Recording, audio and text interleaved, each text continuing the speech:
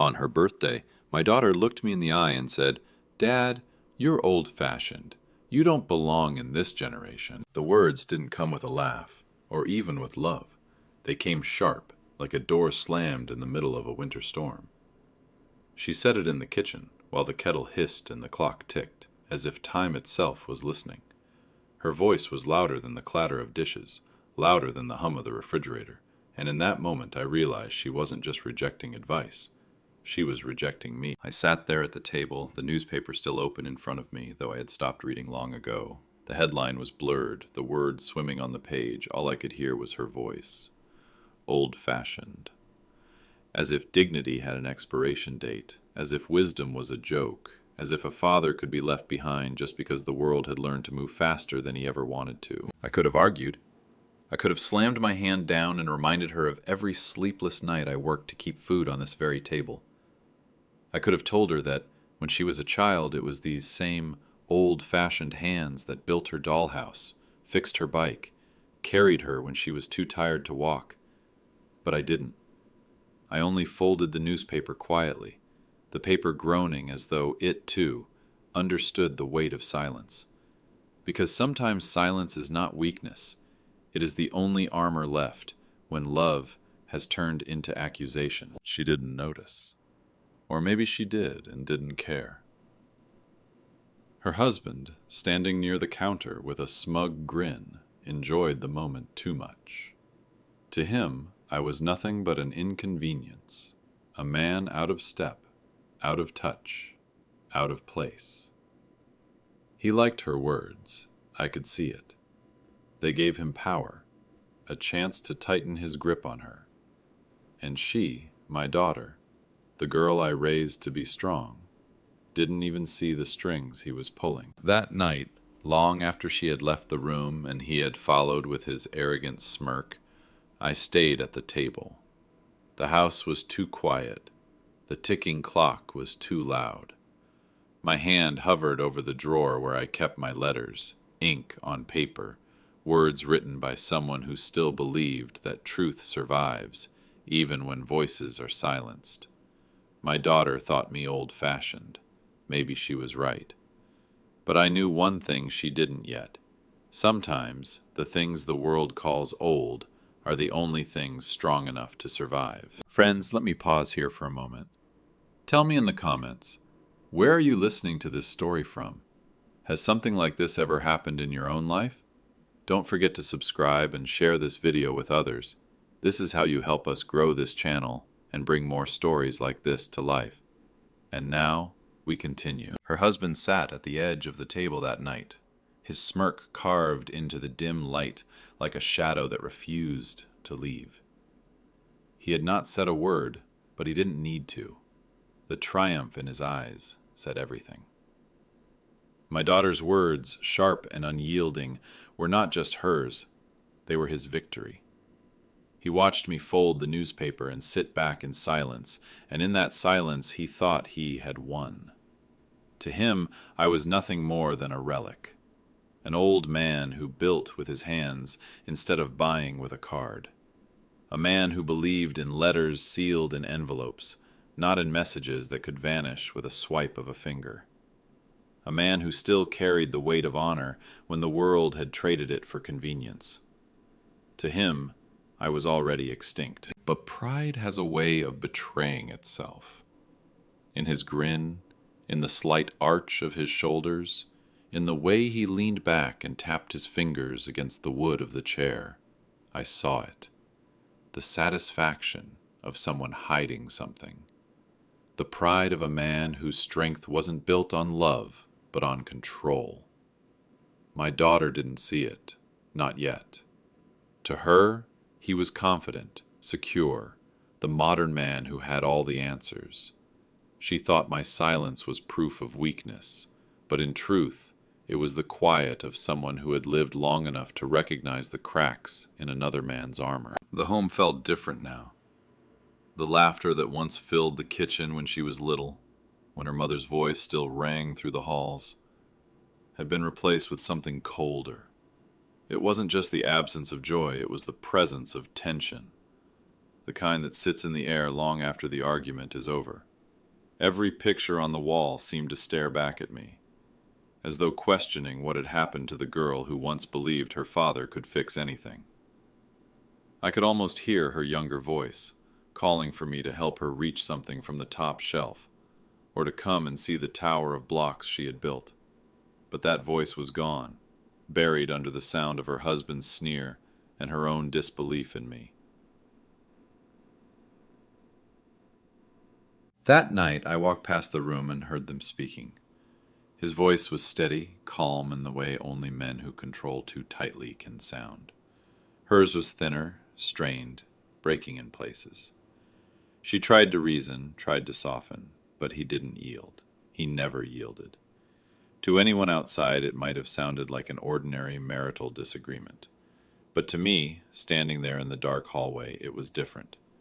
I had lived long enough to know when words are weapons, when affection is used as a leash, when love is turned into ownership. I went back to my room, but I did not sleep. The clock ticked through the hours, each one slower than the last. I thought of her mother, of the way she used to say that one day our daughter would need to learn the difference between being loved and being possessed. At the time, I never imagined those words would matter so much, but now they echoed inside me like a prophecy fulfilled too soon. I rose before dawn and sat at my desk, the wood worn smooth by years of use. The drawer beside me held letters, some mine, some written by her mother in a hand weaker toward the end, but still steady in its truth. Letters that spoke of dignity, of freedom, of strength. Words my daughter didn't believe in now, but one day, she might. Her husband thought me irrelevant, thought I belonged to a world that no longer mattered. But what he didn't understand was that sometimes the most dangerous truths are the quiet ones, the kind written in ink and sealed away, waiting for the right moment to surface. And as I sat there in the dim light of the early morning, I realized the day would come when his smile would falter, when his pride would break, when the letter her mother wrote would rise like a blade between them. He thought he had buried me in the past, but the past has a way of returning. The drawers beneath the bench carried more than tools. They held folded papers, envelopes sealed in silence, letters written in my own hand and in hers, her mother's, ink on paper steady and certain. In a world that forgot how to hold on to permanence, these words remained, waiting. Some were letters I had written to my wife when we were young, filled with promises of a life we ended up living, with all its hardships and grace. Others were from her final days, where the pen had wavered, but the truth had not. One was addressed to our daughter, sealed and untouched. That letter had never been given, because the time had never been right. It still wasn't. I remembered the day my daughter caught me at the bench. She leaned against the doorframe, her arms crossed, her face half amused, half exasperated. "Dad, no one writes letters anymore. It's embarrassing." She laughed as though I was a stubborn child clinging to broken toys. I didn't answer her then. What would have been the use? Some things cannot be explained until life forces the explanation into your hands. So I just kept writing.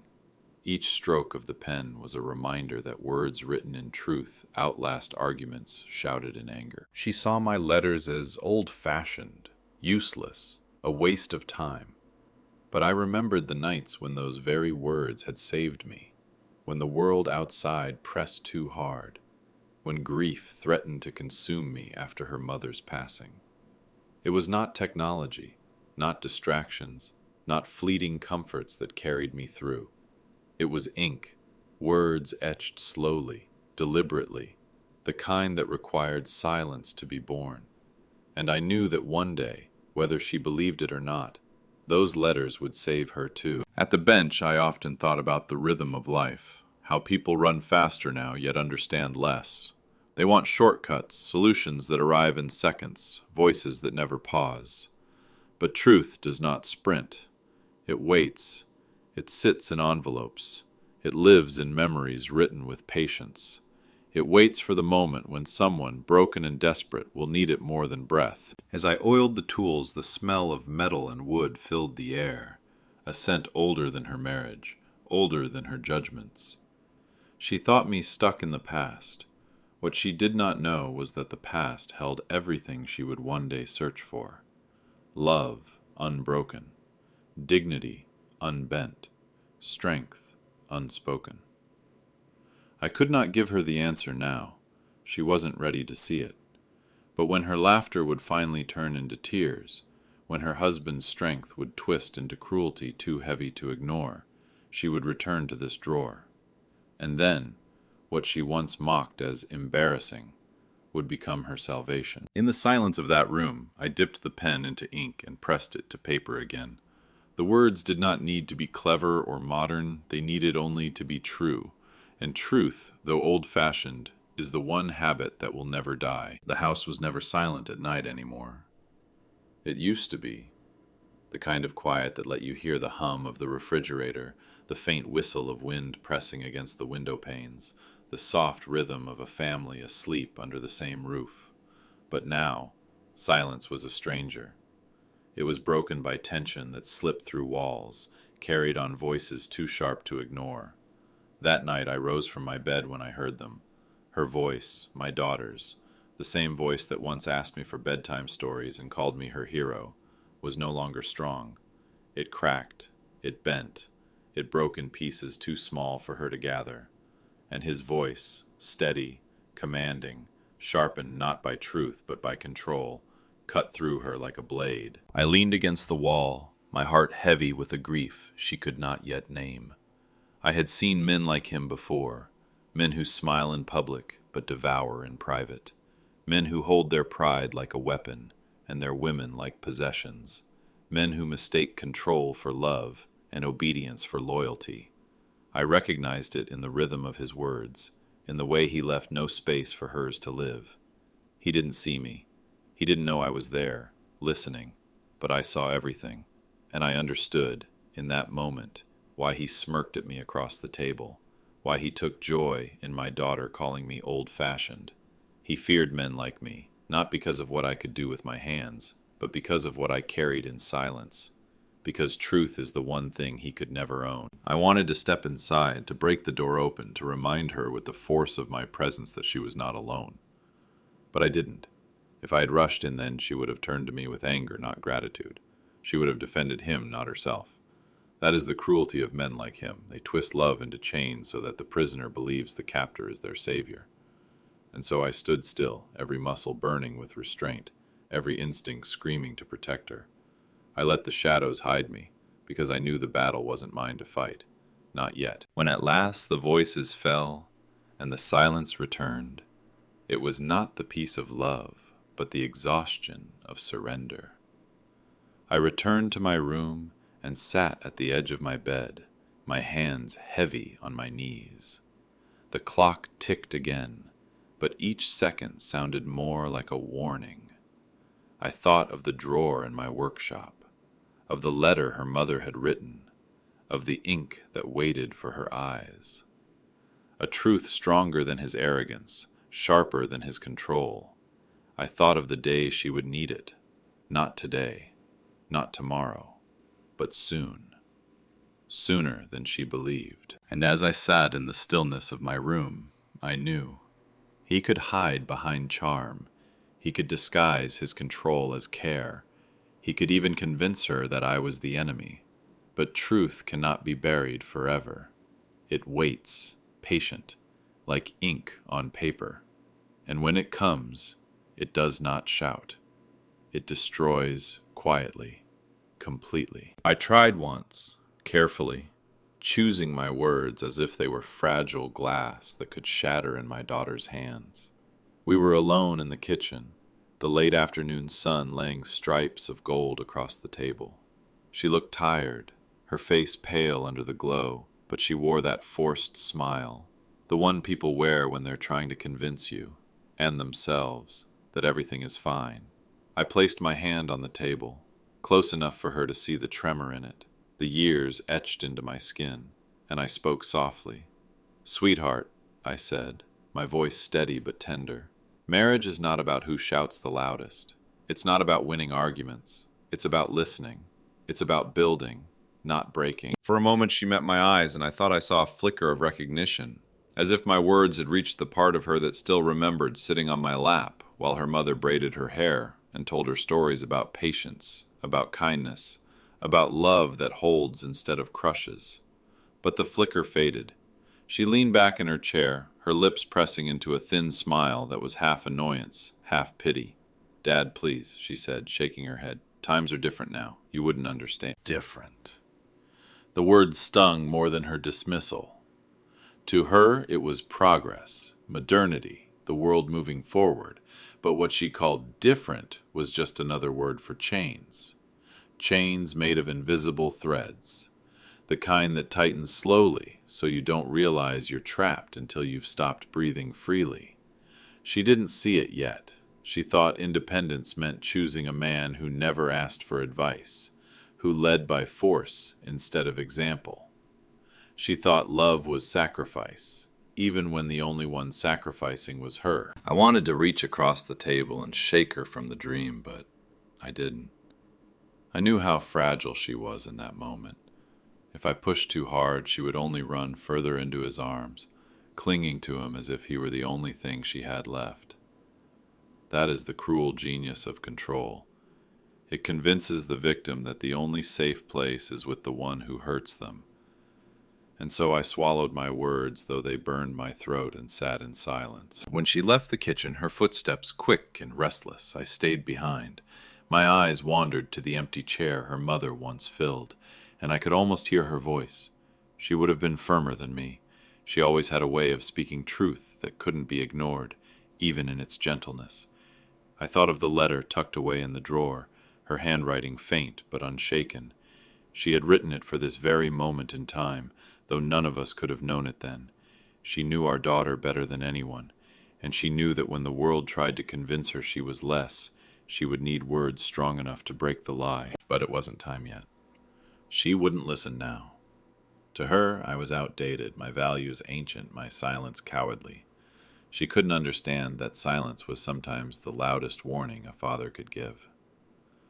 She would only hear me when the pain grew too heavy, when the image of her perfect marriage cracked under the weight of his control.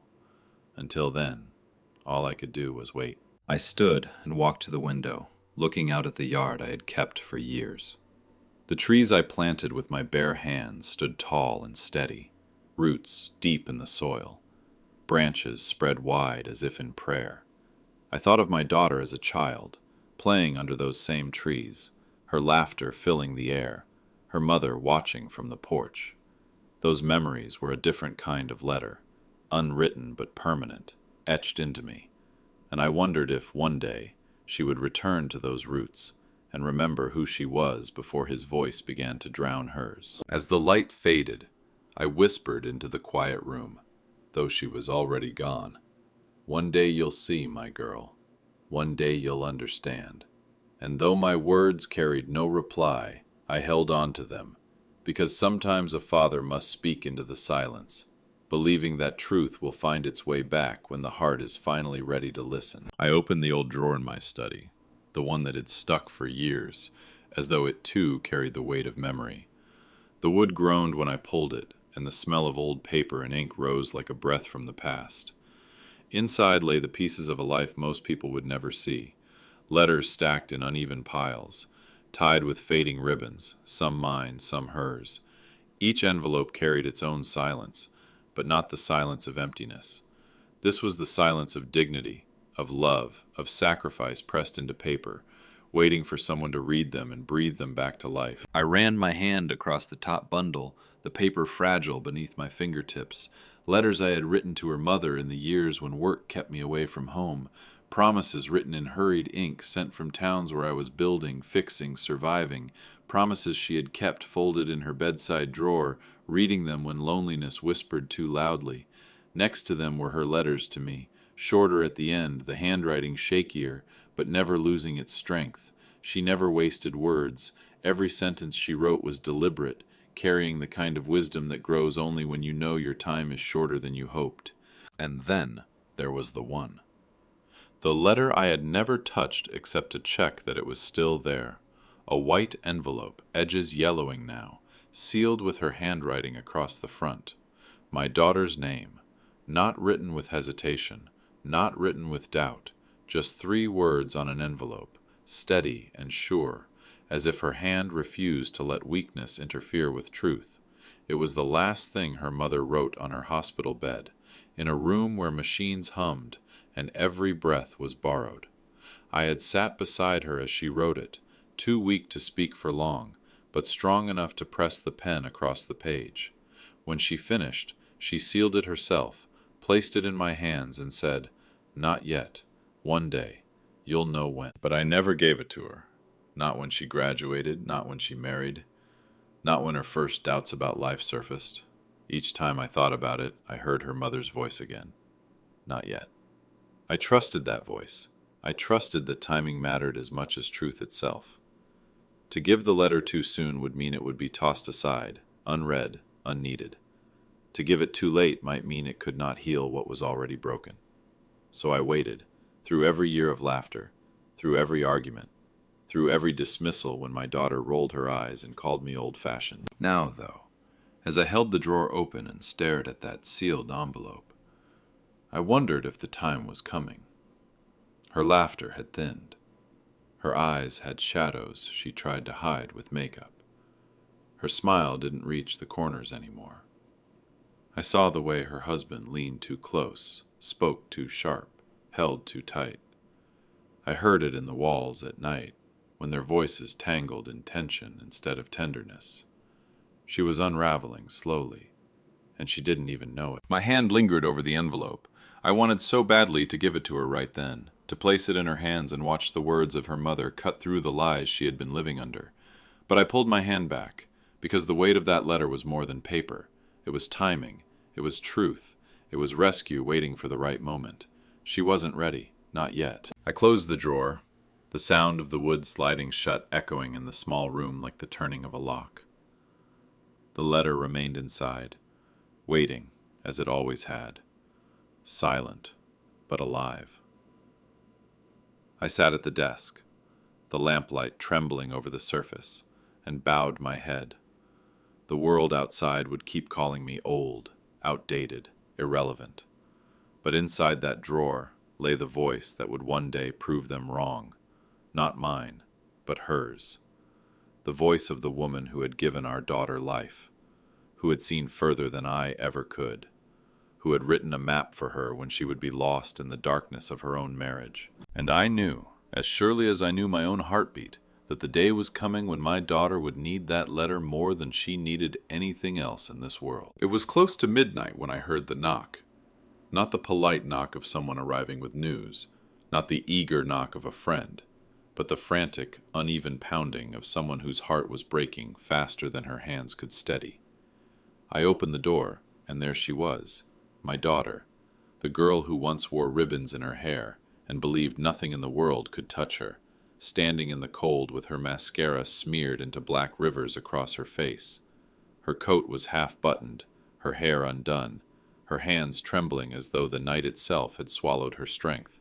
She tried to speak, but the words came out in fragments, broken syllables carried by sobs, and then, clear enough to shatter me. He said I'm nothing without him. I felt it like a blow to the chest. Every instinct in me screamed to act, to storm into their house, to rip him from the shadows he hid behind, and show him what a man really was. My hands clenched at my sides, itching with rage. But anger, I knew, was the language he understood. If I fought him on his terms, she would be the one to pay the price tomorrow.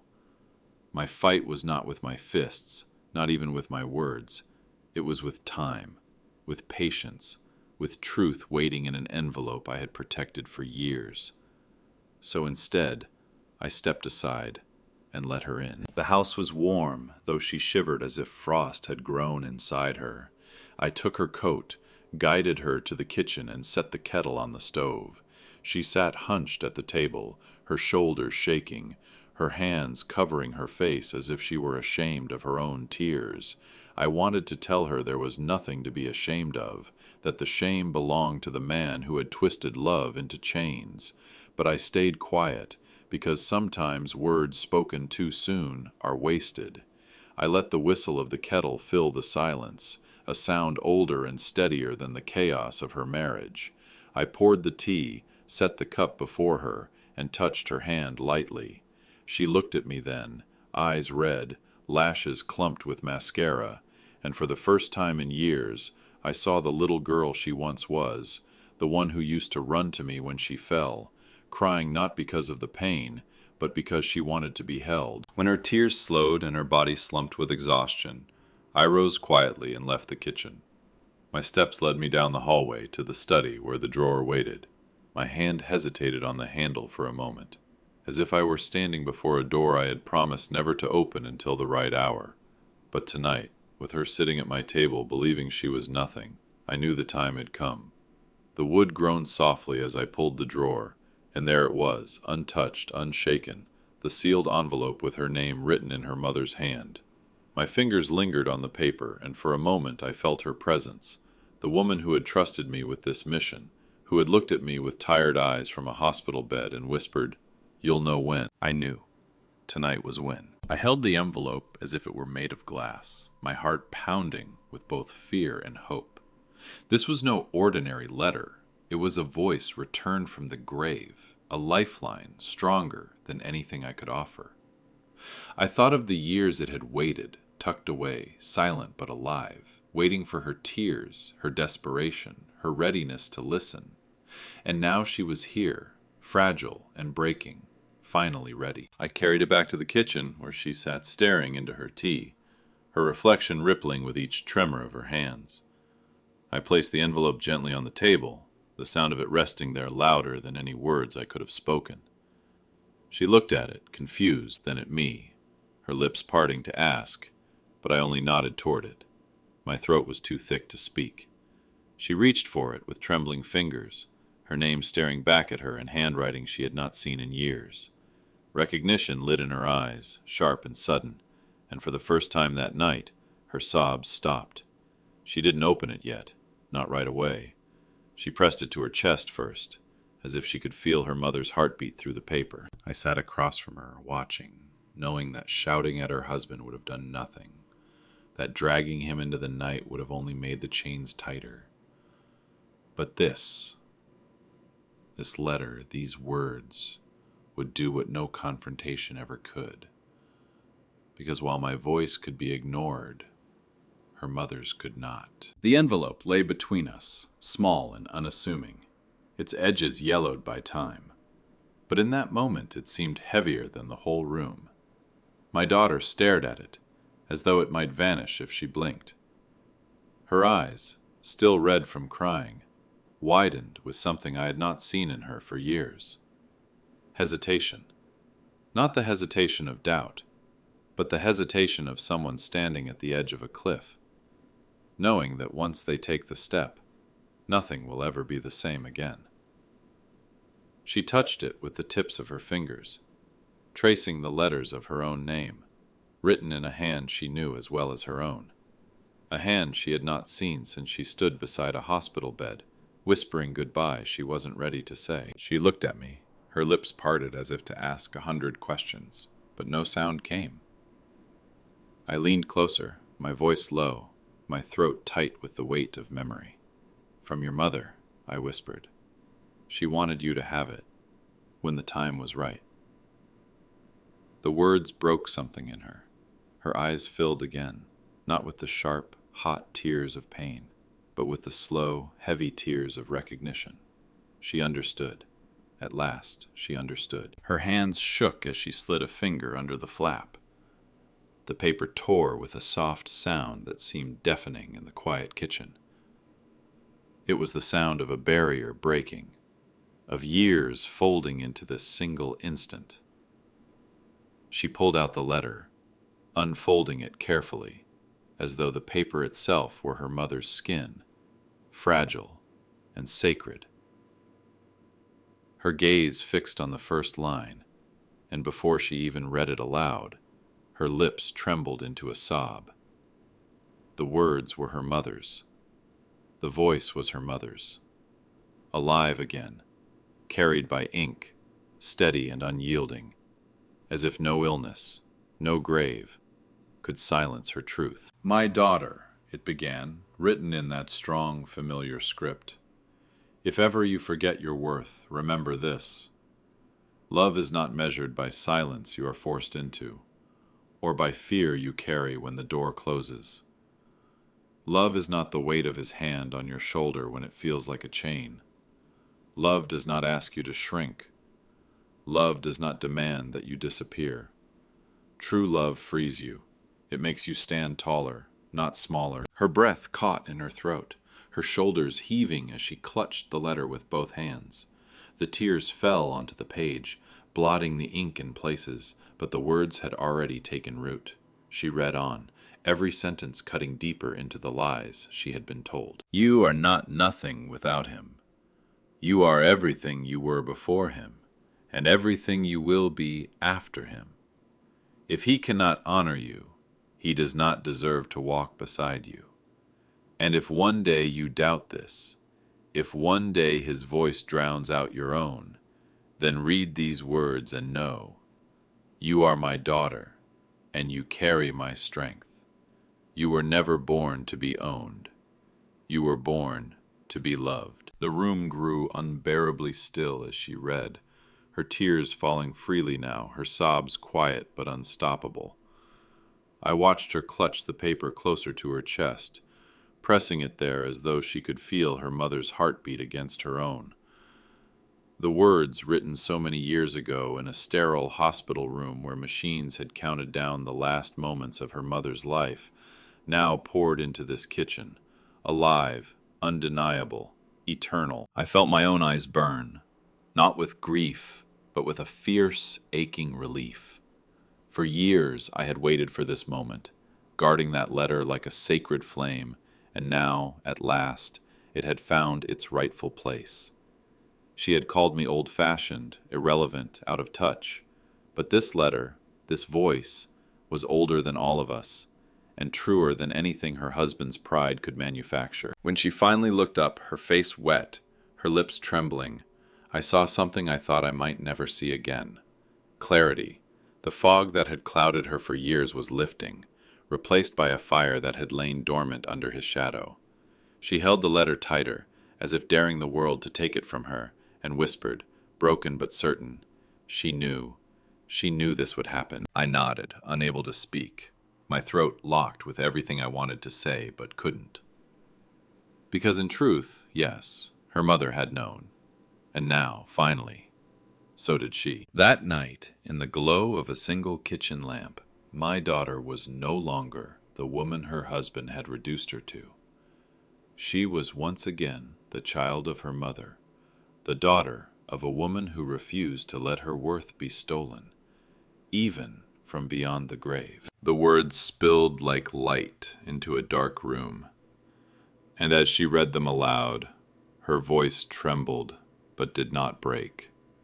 It was the voice of a child, remembering the lullabies of her mother, the voice of a woman suddenly realizing that all the chains around her had been made of lies. She whispered the sentences through sobs, her breath catching as each line struck her heart with the force of truth. "My daughter, if ever you forget your worth, remember, love is not possession. It is not control. It does not shrink you. It frees you. If the man beside you does not honor that, he is not your partner. He is your jailer." Her tears slid down and dotted the page, staining the ink. But in doing so, they seemed to wash away the poison her husband had poured into her for years. Each tear was a rejection of his voice, each drop a small baptism back into her true self. She held the paper closer, as if the warmth of her mother's hand still lingered there. and I could see something shifting in her eyes. It was not sudden strength, no.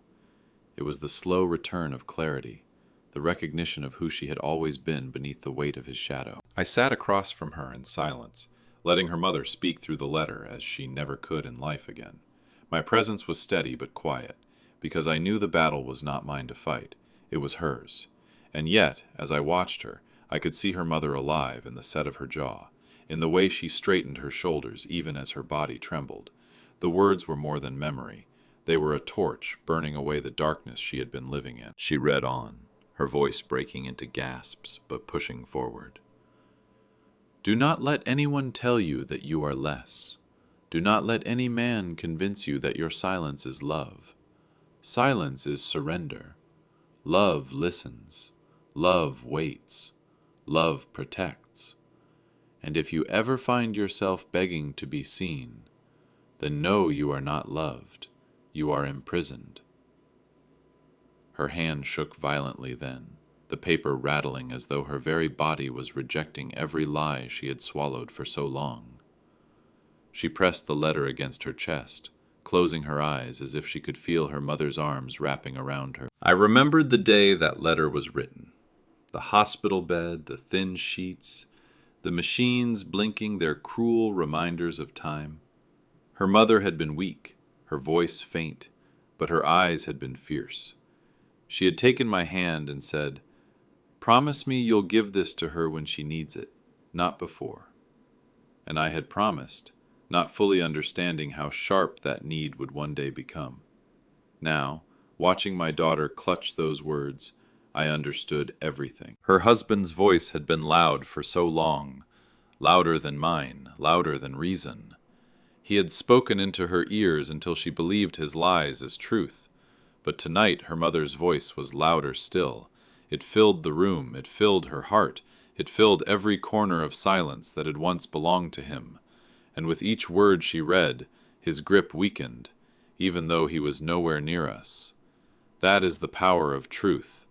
It does not need to shout in someone's face. It can unravel a lie from miles away. When she finished, she laid the letter flat on the table and stared at it for a long time. Her tears still fell, but they were different now, not just of pain, but of release. She looked younger somehow, lighter, though her body was drained. It was as if she had been holding her breath for years and had finally exhaled. I reached out across the table, my old hand covering hers, and for the first time in a long time, she didn't pull away. She squeezed my hand back, not with the strength of someone fully healed, but with the resolve of someone who had finally seen the door of her cage. Her mother had always been the stronger of us two. She carried words like a sword, and now, even from beyond this world, she had cut through the chains that bound our daughter. I sat there in silence, not because I had nothing to say, but because nothing more needed to be said. The letter had spoken. The letter had awakened her. And though she didn't say it out loud, I saw it written in her eyes, in the way she held herself. She would never look at her husband the same again. The lies had been erased, word by word, tear by tear, until all that remained was truth, and truth, once seen, cannot be unseen. She lifted her face from the letter at last, her hands still clutching it as though it might slip away if she let go, and her eyes met mine. They were swollen and red, but behind the rawness there was a fire that hadn't been there in years. A trembling flame, yes, but a flame nonetheless. Her lips parted, her voice hoarse from weeping, but steady enough to break through the silence that had wrapped around us. "All this time," she whispered, "I thought you were old-fashioned, but you knew." The words hung in the air like the first crack of dawn after a long winter. I felt them reach me, cut me, heal me, all at once. For years she had looked at me with that mix of pity and irritation, brushing off my warnings, laughing at my habits, dismissing my silence as ignorance. She had believed her husband when he painted me as a relic of another era, a man clinging to rusted tools and faded letters. She had thought the world had outgrown men like me. And now, in this single moment, She saw what he had tried so hard to bury, not my ways, not my age, but the truth I had been carrying all along, her worth. I didn't smile. I didn't need to. A smile would have been too small, too shallow for what was unfolding between us. Instead, I let the silence answer. A silence filled not with emptiness but with recognition, the kind that settles deep in the bones. She saw me now, not as the outdated father who didn't understand her world, but as the one person who had refused to stop holding the mirror up when she couldn't bear to look at herself. Her husband had worked tirelessly to bury her dignity. He had layered her days with criticism, coated her nights with commands, chipped away at her sense of self until she could no longer tell the difference between obedience and love. He had wanted her to believe she was small, fragile, replaceable, because the smaller she felt, the bigger he became. But the mirror her mother held up in that letter shattered the image he had built. And now, looking at me, she saw that I had known all along. That my silence had not been weakness, but endurance. That my insistence on letters, on ink, on old ways, had been my way of keeping truth alive until the day she was ready to face it. She leaned back in the chair, the letter still pressed to her chest, and closed her eyes for a long moment. I could almost hear the storm inside her. Memories of nights when he told her she wasn't enough. Mornings when she tried harder to please him. Afternoons when she swallowed her own thoughts to keep the peace. Every cruel word he had ever spoken to her was colliding with the voice of her mother, and for the first time, his words were losing. I saw it in the way her breathing slowed, in the way her hands steadied, in the way her body no longer curled inward but lifted, little by little, as though she were learning to stand again. I thought back to the first time she had called me old-fashioned, years ago at this very table. She had laughed then, certain that I could not possibly understand the new world she was living in. I had said nothing. And when she repeated it again more recently, with her husband grinning in the corner, the words had cut me deep. But now, sitting before me, with tears on her face and fire in her eyes, I realized that being old-fashioned had never been a weakness. It had been a lifeline. Because truth, dignity, and love, the kind that lasts, do not change with time. They are not new or old. They simply are. When she opened her eyes again, she looked at me with something I had missed for so long. Trust. The trust that had once been effortless when she was a child, when my word was enough to keep her safe. It was back, fragile, but undeniable. She whispered, barely audible, "I should have listened." But I shook my head slowly, not in rebuke, not in anger, but in forgiveness. She didn't need my correction. She needed only to know that it wasn't too late, that the truth she now held in her hands could still rewrite the ending she had been bracing herself to accept. I reached across the table, my hand covering hers, and in that touch, I hoped she could feel all the years I'd carried this moment in silence. She didn't flinch this time. She let her hand rest under mine, and for the first time in years, I felt the bridge between us rebuilt. Not by my words, not even by my patience, but by the voice of the woman we had both lost. The voice that refused to let her daughter's dignity die.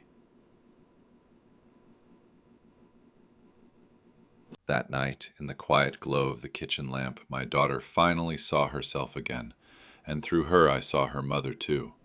Both of them reflected back at me like light on glass, the same strength, the same fire, the same dignity that no man's lies could ever truly bury. The next morning came heavy, not with the calm of a new day, but with the weight of a storm that had been waiting too long to break. My daughter returned to that house, carrying more than just her bag and her weary body. She carried the letter. She held it not like paper, not like something fragile, but like a weapon forged from truth, sharpened by love, and tempered by years of silence.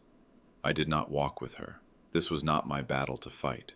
I could only watch her from the porch as she crossed the yard, shoulders straighter than I had seen in years, her steps hesitant but firm, like someone relearning how to walk. Inside, he was waiting. Men like him always sense when control is slipping. He stood with that same smirk on his face, the one that once made her doubt me, the one that dared to mock everything she came from. He expected her to crumble as she always had, to flinch under his voice, to apologize for sins she had never committed. But this time she did not shrink. She lifted the envelope in her hand, the ink of her mother's handwriting visible even from where he stood. "This," she said, her voice shaking at first but growing steadier with each word, "is from my mother, and she speaks louder than you ever will." For a moment he laughed, sharp and dismissive, the sound of a man who had built his power on the belief that her strength would never rise again. To him it was nothing but paper, the relic of a past he had convinced her to mock. But when she unfolded it, when she began to read the words aloud, the air in the room shifted. Her mother's voice filled the walls, carried through her trembling tone, word after word slicing through the arrogance he wore like armor. At first he rolled his eyes impatient, but then he grew still. His grin faltered as the sentences cut deeper than he expected. "Love is not possession. It does not shrink you. If he does not honor you, he is not your partner. He is your jailer." The words landed with the weight of judgment, louder than shouting, louder than fists pounding on tables. For the first time, silence wrapped around him, and in that silence he realized his game was over. She stood tall, though her body trembled and continued.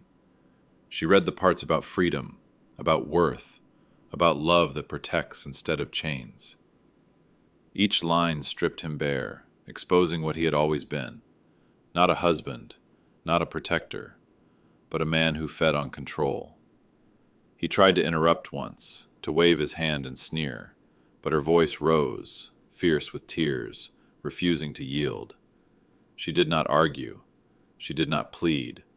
She only read, her mother's voice carrying through her own, unstoppable. When she finished, she folded the letter gently, as if it were sacred, and pressed it back against her chest.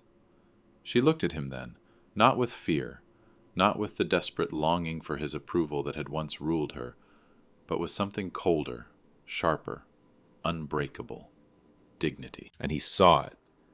He saw that the version of her he had crafted, the woman bent and small and quiet, no longer stood before him. In her place was the daughter of the woman who had written those words, the child of the man who had carried them like a hidden flame. He realized that he could shout, he could mock, he could threaten, but he could never compete with truth once it had been spoken aloud. His silence was not chosen. It was forced on him by the undeniable sound of his own defeat. That night, she came back to my house again, the letter folded neatly in her pocket. She did not collapse this time, did not cry herself into exhaustion. She sat at the kitchen table, her back straight, her face pale but steady. She said little, but in her silence I understood. The chains had cracked. He might linger, he might try again, but he would never own her voice again. The letter had done what no shouting match, no confrontation, no fatherly warning could do. It had ended his reign. As I poured the tea, I looked at her across the table and thought of her mother. She had been gone for years, yet her voice had reached across time to stand in that room with her daughter, to face down the man who thought he could erase her dignity. Even from beyond the grave she had spoken louder than him, and in that truth, justice had finally begun. For the first time since their marriage began, his eyes betrayed him. They darted, not with confidence, not with dominance, but with the nervous flicker of a man who felt something slipping from his grasp. His mask, the one he wore so carefully in public, the one he wielded in private with precision, was cracking. For years he had built his control brick by brick, his tone sharpened just enough to silence, his touch firm enough to claim ownership without leaving bruises, his laughter mocking enough to make her question her own thoughts. He had trained her into obedience with the subtle cruelty of a man who knew how to bend without breaking her completely. But now, in the face of words stronger than his arrogance, he faltered. She stood there in the living room, clutching the letter to her chest like a lifeline, and he lunged, not with violence, but with desperation. His hand shot forward, trying to snatch it away, to tear it from her grasp before it could finish undoing him. But she tightened her hold, her knuckles white, her body trembling, and for the first time she resisted not in silence, not with tears, but with fire. Her voice, hoarse from crying the night before, rose now with the strength of someone who had been buried too long. "No," she said, her words ringing like a verdict. "You don't own me. You never did." The sound of it filled the room. It was not loud in volume, but it was thunderous in its truth. He froze, his fingers inches away from the paper, and for a moment his face revealed everything: panic, disbelief, and something even deeper: fear. Because he understood then what men like him fear most. It wasn't abandonment. It wasn't exposure. It was freedom. The moment when the woman they had chained realizes the chains were never real to begin with. Her hands shook, but she didn't let go. She pressed the letter closer, her mother's words searing through her, giving her a strength that had been denied for too long. She no longer saw him as a partner or even as an enemy. She saw him for what he was: small, hollow, desperate, a man whose power existed only in her submission. And now that submission was gone. He tried to laugh it off, a weak, broken laugh that betrayed his unraveling. "You're being ridiculous," he muttered, but even he did not believe it. His voice cracked, his tone uneven, the mask slipping further with each passing second. The arrogance that once filled the room had drained, leaving only the stench of his fear. She stepped back, creating space, her eyes never leaving his. There was no hatred in her gaze, no thirst for revenge, only clarity. The kind of clarity that cannot be shaken once it takes hold. "All these years," she whispered, "you made me believe I was nothing. But I am my mother's daughter. I am my father's daughter, and I will never let you decide who I am again." He stood there, caught between rage and collapse, his hands twitching at his sides. But he did not move. He could not, because the truth had already stripped him of his power. The letter he had tried to steal had stolen everything from him instead. Later that night, she came back to me, her footsteps firm, her shoulders lifted higher than before. She carried the letter carefully, as though it were not just paper but proof of her survival. She set it on the table between us, her fingers lingering on the envelope, and said nothing. She didn't need to. I saw it in her eyes, the shift, the breaking of the chain, the rebirth of the woman her mother had always believed she would become. And in that silence, I felt her mother's presence again. It was as though she had stepped into the room with us, her voice echoing through the words she left behind, her spirit standing guard over the daughter who was finally free. His mask had cracked, his grip had shattered, and from that night forward, he would never again hold the power he once thought eternal. He packed his bags without ceremony, without the triumph he once carried in every movement. The man who had strutted through rooms as if walls bent to his will now moved like a shadow cornered by the light. His threats, once sharp enough to cut through her nights, fell flat in the air. His sneers, once so quick to reduce her into silence, slipped from his face like a mask he could no longer keep in place. His false strength, the careful performance of control that had ruled their home, crumbled, not because she shouted him down, not because fists slammed against tables, but because of ink on paper, words written by a hand he could never challenge, words from a woman long gone but never silenced. It was her mother's voice that undid him, not mine, though I had tried, not even hers, though she had cried. It was the voice of the woman who gave her life, who had faced her own end with a pen in hand and truth on her tongue. No man, no matter how loud, can outshout a voice that speaks from eternity, and he knew it. That was why his eyes darted when she read. why his hands trembled when she held the letter against her chest, why his words stumbled as he tried to dismiss it. He was not defeated by her rebellion. He was defeated by truth. I watched from the doorway as he moved through the house, each step stripped of the arrogance that once filled it. He shoved clothes into his suitcase, muttered under his breath, slammed a drawer too hard. But even those gestures rang hollow. Every sound he made seemed to confirm what he feared most, that the house no longer belonged to him, that his reign had ended not with a fight, but with a whisper from the past. My daughter stood in the hall, silent, steady, the letter folded in her hand. She didn't scream at him, didn't beg, didn't curse. She didn't need to. Her very stillness told him all he needed to know. His power over her was gone. He tried one last time as he hoisted the bag onto his shoulder. His voice rose, bitter and broken, a desperate attempt to claw back what had already slipped away. He threw words meant to sting, words meant to make her doubt again. But she didn't flinch.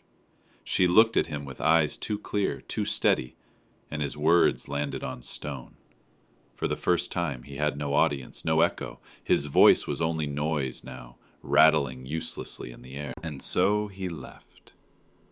The door closed behind him, not with a slam, but with a hollow thud, the kind that marks not anger, but finality.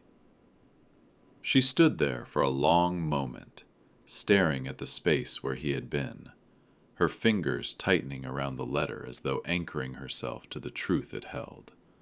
Her shoulders rose and fell with a breath that seemed to cleanse the whole house. She turned then, not toward me, not toward the past, but forward, into herself, into her own strength, into the freedom that had been written for her before she even knew she would need it. That night, as she sat again at my table, I realized something. It had not been my warnings or my patience that ended this chapter. It had not been my silence, though it had carried her until she was ready to hear. It was her mother. Even in death, she had refused to let her daughter's dignity be buried. Her words had broken the chains. Her voice had outlasted control. And in that victory, quiet and undeniable, justice had been done. The house felt lighter now, as though the walls themselves had exhaled. The air no longer carried his shadow. My daughter's laugh had not yet returned, but her silence was no longer filled with fear. It was filled with space, space for healing, for remembering, for becoming again who she was always meant to be. And as I poured her another cup of tea, I knew she was no longer living in his prison. She was living in her mother's promise. She framed the letter carefully, smoothing it behind glass as though she were laying something sacred to rest, not to hide it, but to honor it. When she hung it on the wall, her hands lingered at the edges, steadying it, making sure it stood straight. There it was at last, not folded away in drawers, not sealed in envelopes, but alive on her wall, visible to anyone who entered her home, not as a reminder of the pain she endured, but as a promise of the freedom she had claimed. I watched her as she stepped back to look at it, her shoulders lifting with a breath that seemed lighter than any I had seen her take in years. The tears that welled in her eyes were not bitter this time. They were clear, cleansing, the kind that come when you finally realize the storm has passed and the sky belongs to you again. She touched the glass lightly, whispering something I could not hear, but I knew it was for her mother. Perhaps a thank you, perhaps a promise, perhaps both. When friends came and asked why she had left, they expected stories of shouting matches, of fights and slammed doors, of the ugly unraveling of a marriage. But she never gave them that. She never recounted the threats, the long nights, the way her voice had been silenced. She would simply point to the wall, to the framed letter written in a hand so familiar, and let them read for themselves. That was her answer. That was all she needed. And in time she began to speak of it, not with shame, not with bitterness, but with strength. She would stand before that letter and say, "This saved me." And when she spoke of me, her father, the man she once dismissed as irrelevant, outdated, trapped in another era, she did not roll her eyes anymore. She did not laugh. She said instead, with a quiet certainty that reached deeper than any apology, "My father wasn't old-fashioned. He was the only one who knew what love still means." I never asked for those words, never expected them. But when she said them, something inside me settled. The years of silence, the nights of restraint, the endless patience of waiting for the right moment. It all found its answer in that single confession. She understood now. She understood her mother. She understood me. She understood herself. The letter had not only freed her from him, it had restored her to us, to the dignity she was born with, to the love that could never be taken away. That framed page hung quietly on her wall, but it was not just paper and ink. It was a legacy. A mother's voice carried across time, a father's endurance rewarded, a daughter's freedom claimed. And every time I visited her and saw it there, glowing softly in the light of her home, I knew that no matter what else life might bring, she would never again forget her worth. She had found it, sealed in her mother's words, lived out in her own strength, and that was the legacy that freed her.